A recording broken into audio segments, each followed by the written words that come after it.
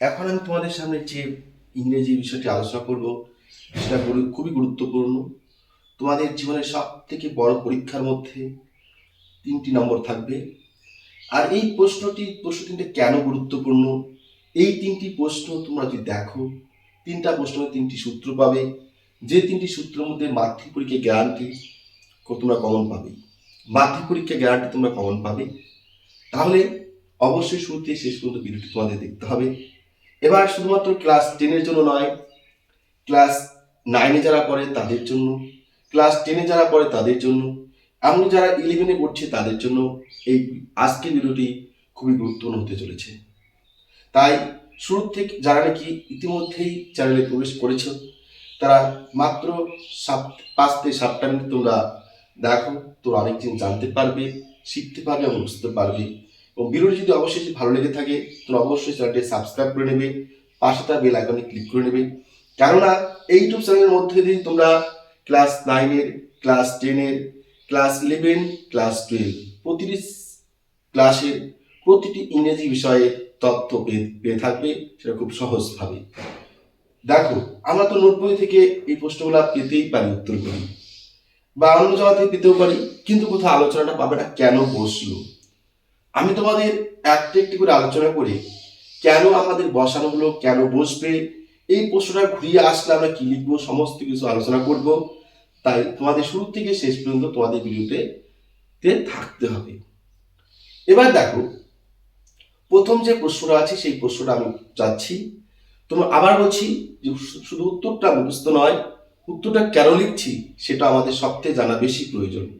সেটা যদি সবার আগে জানতে পারো তাহলে কিন্তু তোমাদের কমন প্রয়োজন নেই, তোমাদের পদ্ধতিটা মনে রাখলেই তোমরা প্রত্যেকে ভালো নম্বর পেয়ে যাবে।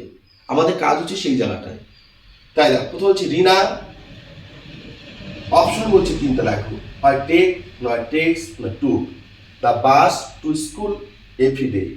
এবার মনে রাখবে আমাদের এই টেন্সের যে মনে করো ভার্বের কারেক্ট ফর্ম, এটা নির্ণয় করতে গেলে এমন কিছু শব্দ আছে যে শব্দগুলি আমরা থাকলেই আমরা ধরে নেবো সেটা কোন টেন্স আছে। দেখো, এভরিডে মানে প্রতিদিন, এই শব্দটা দ্বারা এটা বোঝাচ্ছে প্রেজেন্ট টেন্স। এবার তারপর দেখো পরের টেন্স কি আছে, লাস্ট, লাস্ট কথাটা আছে লাস্ট, গত, পাস্ট টেন্স। এবার দেখো তারপর কি আছে, টুমোরো, আগামীকাল। মানে আমি 3টা টেন্স, এই প্রশ্নটার মধ্যে 3টা টেন্স আছে। তাই সূত্রটা দিয়ে তোমাদের আমি পরিষ্কার করে দেব যে আমরা কেন বসাবো, কোন ভার্বের ফর্মটি বসবে এখানে। তাহলে এভরিডে কথার অর্থ হচ্ছে প্রতিদিন, মানে পাস্ট, এটা হচ্ছে প্রেজেন্ট টেন্স। তো প্রেজেন্ট টেন্স যখন প্রেজেন্ট টেন্স হবে, বাক্যটা যখন প্রেজেন্ট টেন্স থাকবে তখন উত্তরটা অবশ্যই প্রেজেন্ট টেন্স হবে, উত্তরটা অবশ্যই প্রেজেন্ট টেন্স হবে। তাহলে দেখো প্রেজেন্ট টেন্স রয়েছে টেক এবং টেক্স, টুক শব্দটা কিন্তু প্রেজেন্ট টেন্স নেই, তাই শেষ শব্দটা এটা হবেই না। এটা প্রথম চান্সে এটা বাদ, এটা বাদ দিয়ে দিলাম। এবার হবে টেক কিংবা টেক্স, দুটি শব্দের মধ্যে একটি শব্দ, দুটি ভার্বের মধ্যে একটি ভার্ব বসবে। কোন ভার্বটি বসবে মনে রাখবে, এইখানে যখন কোনো সেন্টেন্স প্রেজেন্ট টেন্স থাকবে, প্রেজেন্ট টেন্স সাবজেক্টটা প্রেজেন্ট টেন্স থাকবে, অর্থাৎ সেন্টেন্সটা প্রেজেন্ট টেন্স থাকবে, সেই প্রেজেন্ট টেন্সের মধ্যে বাক্যের শুরুতে কি থাকবে, সাবজেক্ট থাকবে। সাবজেক্ট পরে যদি ভার্ব থাকে সেখানে আমাদের পার্সনটা দেখতে হবে। পার্সন কি, পার্সন হচ্ছে তোমাদের যেটা আমরা বলি first person, second person, third person. First person আমি আমরা ফার্স্ট পার্সন, তুমি তোমরা সেকেন্ড পার্সন, বাকি সব থার্ড পার্সন। যদি কোনো সেন্টেন্সের প্রেজেন্ট টেন্সে থাকাকালীন subject third person singular number হয়, ভার্বের শেষে এস বা ইএস যুক্ত হয়। তাহলে কি বললাম শিক্ষার্থী বন্ধুরা, যখন কোনো সেন্টেন্সের মধ্যে দেখতে পাবে, বাক্যে সেন্টেন্সে দেখতে পাবে সেই সেন্টেন্সটি প্রেজেন্ট টেন্স আছে এবং সেই প্রেজেন্ট টেন্স থাকাকালীন সাবজেক্ট আছে থার্ড পার্সন সিঙ্গুলার নাম্বার, তখন ভার্বের শেষে এস বা ইএস যুক্ত হবে। আর যদি থার্ড পার্সন সিঙ্গুলার নাম্বার না থাকে তখন শুধুমাত্র ভার্বের প্রেজেন্ট ফর্মটা বসবে। তাহলে এখানে রিনা, এটা আমিও নই তুমিও নও, মানে আমি আমরা তুমি তোমরা এই শব্দগুলির মধ্যে কোনো শব্দই নেই। তাই রিনা একটা আলাদা একটা নেই, অর্থাৎ রিনা থার্ড পার্সন সিঙ্গুলার নাম্বার। রিনা থার্ড পার্সন সিঙ্গুলার নাম্বার থাকার জন্য এখানে আমাদের উত্তরটা হবে টেক্স। উত্তরটা কি হবে, টেক্স। তাহলে আশা রাখছি কেন টেক্সট হলো বুঝতে পারলে। এবার এরকম যদি যখন প্রশ্ন পরীক্ষা থাকবে, হয়তো এই সেন্টেন্সটা পরীক্ষা থাকবে না, অন্য কোনো একটা সেন্টেন্স পরীক্ষা থাকবে, তখন কিন্তু তোমরা এই সূত্রটা ধরে যে কোনো প্রশ্ন আসলে তোমরা করতে পারবে। তারপরে যদি তোমাদের বুঝতে অসুবিধা হয়, অবশ্যই নিচে কমেন্ট বক্স দেওয়া আছে, সেই কমেন্ট বক্সে তোমরা জানাবে, আমি উত্তর তোমাদের দিয়ে দিব। এবার 2 নম্বর প্রশ্নতে আসলাম। লাস্ট মন্ডে কি? গত সোমবার। বলছে হোয়াইল, যখন, উই ওয়াজ ওয়াশিং, তারপর হচ্ছে have been washing, we were washing, the television, the electricity went of. অর্থাৎ গত সোমবার যখন আমরা টিভি দেখছিলাম তখন বিদ্যুৎ চলে গিয়েছিল। এবার দেখো লাস্ট শব্দ দেওয়া আছে, লাস্ট। এই লাস্ট মানে গত, মানে যেটা শেষ হয়েছে, পাস্ট টেন্স, যেটা পাস্ট টেন্স। লাস্ট কি হচ্ছে? Past tense. আচ্ছা, এটা আমি লিখে দিচ্ছি, এটা উত্তরটা হবে না, উত্তর নয়, উত্তরটা কিন্তু এটা। হ্যাঁ, উত্তরটা হবে কি? অ্যানসারটা আমি লিখে দিচ্ছি, টেক্স। এবার দেখো, তাহলে কি বললাম? লাস্ট মানে হচ্ছে গত, মানে পাস্ট টেন্স। এবার আমাদের যে আমাদের ভার্বের 3টে ফর্ম দেওয়া আছে। দেখো, একটা আছে ওয়াশ, এটাও পাস্ট টেন্স, একটা আছে হ্যাভ। তাহলে এই যে হ্যাভ বিন ওয়াশিং, হ্যাভটা কিন্তু পাস্ট টেন্স নয়, হ্যাভটা আছে কি? Present tense. তাই এই হ্যাভ যে আছে, এই হ্যাভ শব্দটা যে আছে, হ্যাভ বিন ওয়াশিং, এই যে শব্দটা যে আছে, এটা কিন্তু উত্তর হবে না, এটা প্রথম চান্সই বাদ। কেননা আমাদের লাস্ট পাস্ট টেন্স আছে আর হ্যাভটা আছে প্রেজেন্ট টেন্স। তাহলে আমাদের উত্তর কি হচ্ছে? হয় ওয়াশ দিয়ে হবে, নয় ওয়ার দিয়ে হবে। হয় ওয়াশ হবে, নয় ওয়ার হবে। এবার দেখো, আমাদের এই যে ভার্বের আগে যে ভার্বটা বসাবো, সেই ভার্বের আগে এটা কি সাবজেক্ট দেওয়া আছে। এই সাবজেক্টে কি আছে? Subject plural number. আমরা জানি উই বলতে আমরা, একের বেশি হলে সেটা কি বলা হয়? একের বেশি হলে সেটাকে বলা হয় প্লুরাল নাম্বার। তাহলে প্লুরাল নাম্বারে কখনোই ওয়াজ বসে না, কি বসে? ওয়ার বসে। তাই উত্তরটা হবে ওয়ার ওয়াশিং। উত্তরটা কি হবে? War washing. ওয়ার ওয়াশিং কেন বসলো? বললাম এটা পাস্ট টেন্স আছে এবং সাবজেক্ট আছে প্লুরাল নাম্বার, তাই আসবে কি? Were washing. তাহলে দেখো, যদি তোমরা এই সূত্রটি কি মনে রাখতে পারো, তাহলে অবশ্যই তোমরা কিন্তু উত্তরে নাম্বারটা পেয়ে যাবে। দেখো, এটা উত্তর। ওয়ার ওয়াশিং কেন হলো? আমাদের লাস্ট শব্দ দ্বারা বুঝিয়ে দিচ্ছে এটা পাস্ট টেন্স এবং সাবজেক্ট আছে উই। যখন উই সাবজেক্টটা থাকবে তখন সেখানে কি আছে? Plural number. প্লুরাল নাম্বার পর কি বসে? ওয়ার বসে, তাই আমরা ওয়ারটা বসালাম। আশা আছে বুঝতে পারছো? এবার দেখো সর্বশেষ প্রশ্ন কি বলছে? By the time, by the time tomorrow.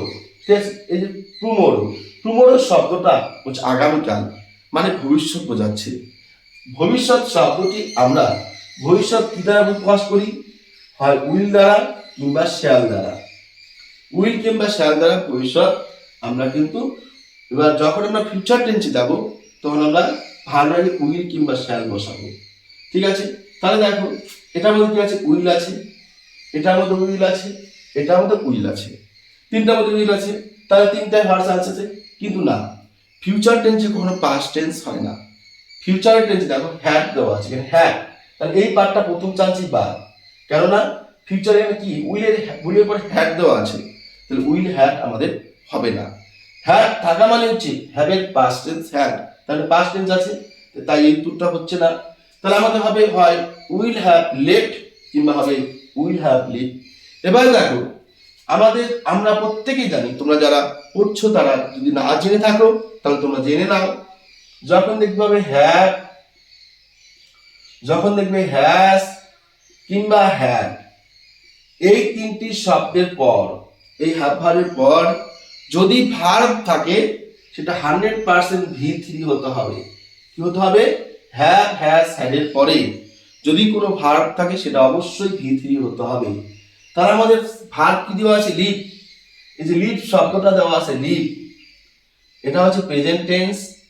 Left, left past, এটা হচ্ছে V2, এটা V1, এটা V3। এবার লেফট, লেফট, এটা V2, এটা হচ্ছে V3, অর্থাৎ V2 V3 একই হবে। তাহলে হ্যাভ এবং হ্যাজ এবং হ্যাড যাই থাক না কেন, হ্যাভ এবং হ্যাজ এবং হ্যাডের পরে V3 থাকতে হবে। কি থাকতে? V3। তাহলে আমাদের V3 কি আছে? লেফট দেওয়া আছে। তাহলে আমরা দেখব এই যে বাকি যে দুটো শব্দ আছে, একটা শব্দ আমরা বাদ দিয়ে দিয়েছি, উইল হ্যাভ লেফট এটা বাদ দিয়ে দিচ্ছি, কেননা উইলের সাথে হ্যাড এটা যুক্ত হতে পারে না। উইলের সাথে যুক্ত হবে হয় হ্যাভ নয় হ্যাজ। বেশিরভাগ ক্ষেত্রে আমরা হ্যাভ ব্যবহার করে থাকি, কিন্তু হ্যাড কখনোই ব্যবহার হতে পারে না, তাই এটা বাদ। তাহলে উত্তরটা কি আসবে? তাহলে কি আসবে? V3 লেফট দেওয়া আছে, উইল হ্যাভ লেফট, আর এখানে কি আছে? Will have left. তাহলে উত্তরটা কি হবে? উইল হ্যাভ লেফট, এই উত্তরটা হবে উইল হ্যাভ লেফট। তাহলে এনসারটা আমরা কি লিখবো? এনসারটা আমরা লিখবো উইল হ্যাভ লেফট। তাহলে দেখো, আশা রাখছি প্রত্যেকটা শিক্ষার্থী বন্ধুরা তোমরা উত্তরগুলি বুঝতে পেরেছো। আমি তোমাদের ক্লিয়ার করে দিচ্ছি। দেখো, এই উত্তরটা আমাদের হবে না, উত্তরটা হবে কি আমাদের টেক্স। এবার এখানে আমাদের যে উত্তরটা আসবে সেটা আছে কি? ওয়ার আছে, অর্থাৎ এই তোমাদের সমস্যা হতে পারে, তোমাদের আলোচনা করে বুঝিয়ে দিলাম। আশা রাখছি তোমাদের কোনো সমস্যা থাকবে না। কোনটা উত্তর হবে তোমাদের বলে দিলাম, কেন হলো সেটাও তোমাদের বলে দিলাম। যদি তোমাদের ভিডিওটি ভালো লেগে থাকে অবশ্যই তোমরা ভিডিওটিকে শেয়ার করে দেবে, লাইক করে দেবে। বা তোমাদের প্রতিটি প্রশ্নের উত্তর প্রয়োজন হয়, তোমাদের বুঝে নেওয়ার প্রয়োজন হয়, তোমরা অবশ্যই কমেন্টে জানাবে। আমি তোমাদের ক্লাস 10 যাবতীয় গ্রামার করে থাকবো, রাইটিং স্কিল করে থাকবো। তাহলে যারা শুরুতে শেষ পর্যন্ত ভিডিওটি দেখেছো তাদেরকে অনেক ধন্যবাদ জ্ঞাপন করছি। আর যারা এখনো চ্যানেলটিকে সাবস্ক্রাইব করোনি তারা চ্যানেলটি সাবস্ক্রাইব করে নাও।